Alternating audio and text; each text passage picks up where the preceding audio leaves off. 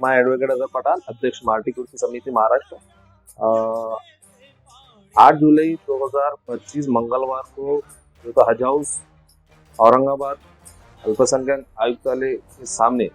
जो तो धरना रखा गया है। मार्टी की जो देरी हो रही है, जो अल्पसंख्यक समाज के विद्यार्थी है, जैसा मुस्लिम समाज हो, बौद्ध समाज, क्रिश्चियन समाज, सिख समाज, जू समाज,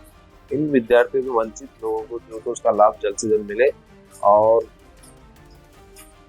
जिस तरह जैसे सारथी, बार्टी, महाज्योति, आरटी, अमृत, ये संस्था जिस तरह से कार्यान्वित है और इसका जो तो लाभ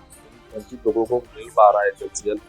और बाल्टी की अनुपस्थिति की वजह से मुस्लिम अल्पसंख्यक, क्रिश्चियन, बौद्ध, जीव, सिख, ये सभी समाज के वंचित लोगों को जो तो लाभ जल्द से जल्द मिलना चाहिए। इस मौके पर जो है तो सरकार का ध्यान आकर्षित करने के लिए जो विधानसभा हमारी परिषद चालू है, महाराष्ट्र गवर्नमेंट की जो है तो लक्ष्य वेधने के लिए अपने घोषणा रखा है। तो आप सभी जो प्रतिनिधि,